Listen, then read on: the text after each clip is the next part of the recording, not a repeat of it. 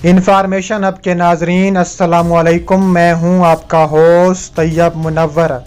दोस्तों, आज की वीडियो में हम आपको बताएंगे कि मकबूजा वादी अफ़गान तालिबान की बड़ी तादाद घुस गई, मुतअद्दिद भारतीय फ़ौजी जहन्नम वासिल कर दिए, कश्मीर में भारतीय फ़ौजियों का कब्रिस्तान बना दिया, कश्मीर में भारतीय फ़ौजियों पर अफ़गान तालिबान कहर बनकर टूट पड़े, भारतीय मीडिया ने शोर मचाना शुरू कर दिया, वादी कश्मीर में नई जंग शुरू हो गई, जबकि भारत की आज़ाद कश्मीर पर हमला करने की तैयारियां आखिरी मराहिल में दाखिल हो गईं।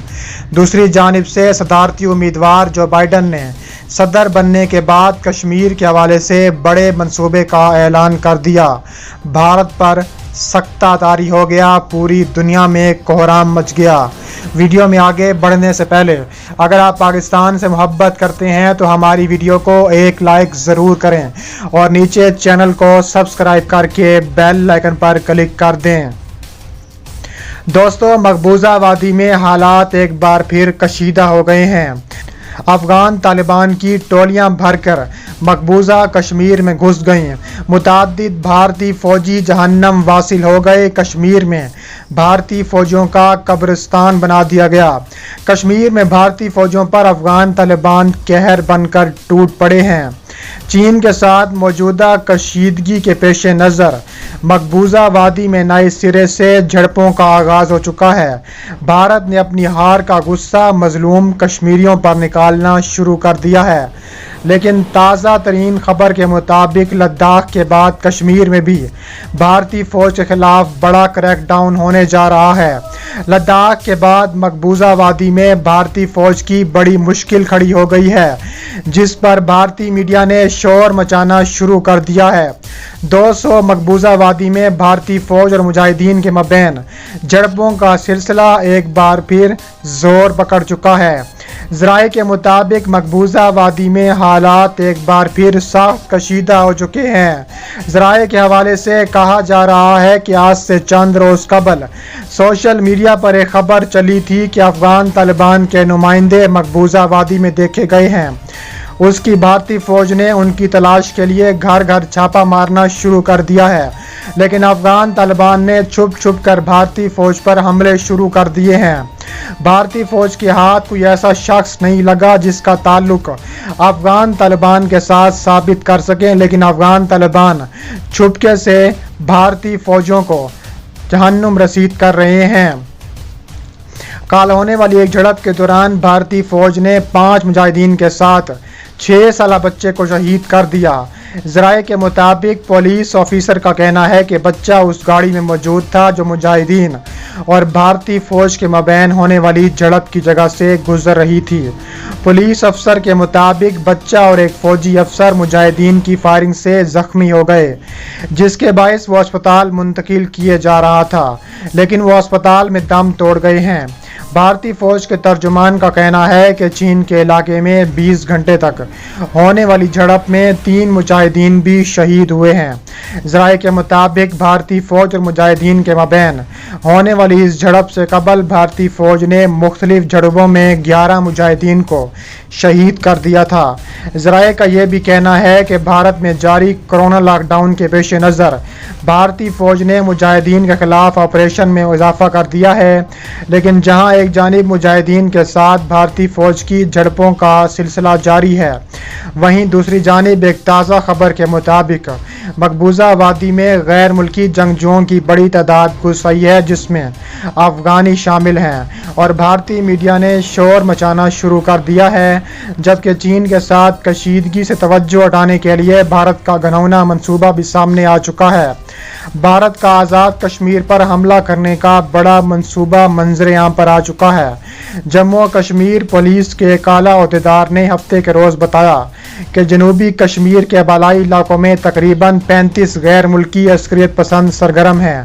उन्होंने मज़ीद कहा कि शुमाली कश्मीर के इलाके में जनूब में अस्करियत पसंदों की तादाद ज़्यादा है। गैर मुल्की अस्करियत पसंद मशरकी लद्दाख में नहीं हैं, लेकिन शौकीन असरात और बलाई इलाकों में ये लोग मौजूद हैं। ان علاقوں میں دہشت گرد ہیں، جیسے وہ نیچے آئیں گے ہمارے ذریعے مبتلا کر دیں گے، ہم فوری طور پر ان کے خلاف کارروائی کر کے انہیں بے اثر کر دیں گے۔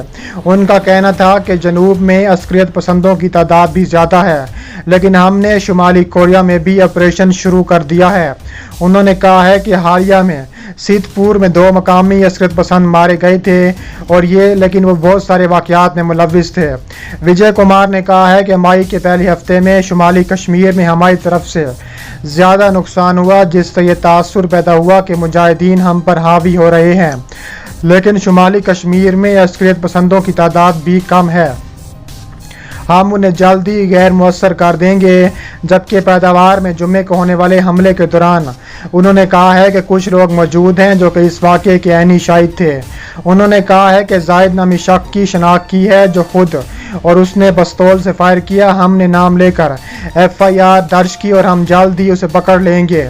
لیکن دوستوں، جہاں ایک جانب سے مقبوضہ وادی میں غیر ملکی عسکریت پسندوں کے داخلے کی خبر آئی ہے، تو دوسری جانب بھارتی میڈیا نے شور مچانا شروع کر دیا ہے۔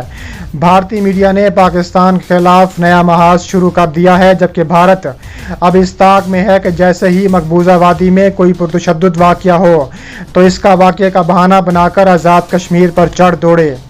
اگر ایسا ہوتا ہے یا نہیں یہ تو آنے والا وقت بتائے گا، لیکن پاکستان کی فوج اور حکومت پہلے ہی پوری دنیا کو بارہا اس بات کی جانب توجہ دلا چکے ہیں۔ انہوں نے کہا ہے کہ بھارت کشمیر میں ہونے والے واقعات کا الزام پاکستان پر جڑ کر کوئی نئی جنگ چھیڑ سکتا ہے، تو بھارتی حکومت اپنی عوام کو ہمیشہ دھوکے میں رکھ کر اپنی پوزیشن بچانے کی کوشش کرتی رہتی ہیں۔ انہوں نے اپنے ملک میں یہ دعویٰ بھی کیا ہے کہ ہم نے چین کے ساتھ ہونے والی کارروائی میں 43 چینی فوجیوں کو ہلاک کر دیا اور کئی زخمی بھی ہوئے۔ چینی وزارت خارجہ نے اس بات کا اعتراف کیا کہ ہماری طرف بھی جانی نقصان ہوا ہے، تاہم انہوں نے کوئی تعداد بتانے سے گریز کیا۔ اس حوالے سے انہوں نے کہا ہے کہ کشیدگی میں اضافہ ہو جائے گا اور ہم کشیدگی نہیں چاہتے۔ مودی نے اپنے فوجیوں کے مرنے کے بعد اپنی قوم کو تسلیاں بھی دینا شروع کر دی ہیں۔ اس کے علاوہ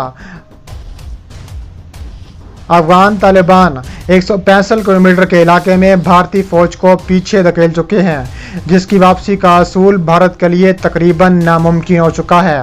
بھارتی عوام اپنے غصے کو ٹھنڈا کرنے کے لیے میڈیا پر بھارت میں چینی بائیکاٹ کی مہم شروع کر کے ایک اور امکانہ حرکت کی ہے جو باقاعدہ طور پر بھارتی لیڈرشپ کی بوکھلاہٹ کو ظاہر کرتی ہے، کیونکہ چین بھارت کا سب سے بڑا تجارتی شراکت دار ہے اور اس کی باہمی تجارت $96 ارب ہے، اور در حقیقت چین سے تجارت بھی بائیکاٹ کی طرف جاتا ہے تو اس کا نقصان بھارت کا ہی ہوگا۔ اس ساری صورتحال کے پیش نظر سردوں پر صورتحال زیادہ خراب ہونے لگی ہے۔ بھارتی وزیر دفاع راجناتھ سنگھ لداخ پہنچ چکے ہیں، جس کا واضح مقصد اپنی شکست کو ماننا ہے۔ اس دوران جب بھارتی وزیر داخلہ پچھلے مہینے روس گئے تھے تو انہوں نے روس سے مدد مانگی تھی۔ روس یقیناً آج بہت بڑی طاقت ہے اور فوجی لحاظ سے اس کا مقابلہ امریکہ کے علاوہ کوئی نہیں کر سکتا، لیکن اس کے بھی بہت ساری اقتصادی مفادات ہیں۔ چین سے اس کے بڑے اچھے تعلقات ہیں اور اس نے بھارت کو یہی مشورہ دیا ہے کہ اس میں فریق نہیں بن سکتے، بہتر ہوگا کہ آپ اپنی فوجوں کو پرانی پوزیشنز پر لے جائیں اور چین کے ساتھ کوئی قابل قبول حل نکالیں۔ انہوں نے کہا ہے کہ روسی حکومت نے بیان دیا ہے، ہمیں نہیں لگتا کہ اس معاملے پر دونوں ممالک میں سے کسی کو بھی ہماری مدد کی ضرورت ہے۔ بھارت نے دنیا کا بہترین دفاعی نظام S-400 خریدنے کا معاہدہ کیا، لیکن اس کی ادائیگی کے حوالے سے وہ اس پر امریکی دباؤ بھی ہے۔ چین یہ سسٹم پہلے ہی حاصل کر چکا ہے، تو یہ نظر یہی آ رہا ہے کہ بھارت نے اپنی شکست تسلیم کر لی ہے۔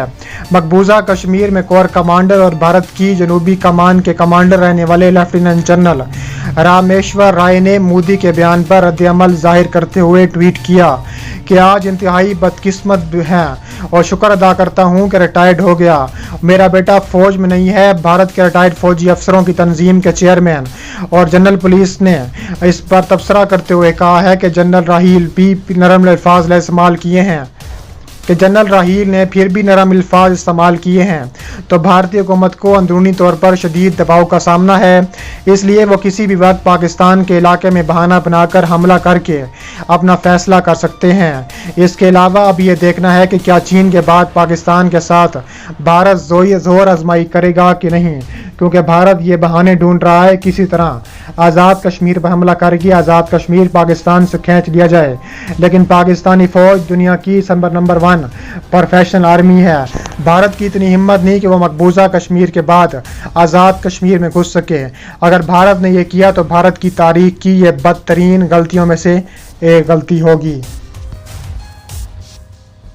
पेज पर भी ज़रूर फॉलो करें। मिलते हैं नेक्स्ट वीडियो में। अल्लाह हाफिज़।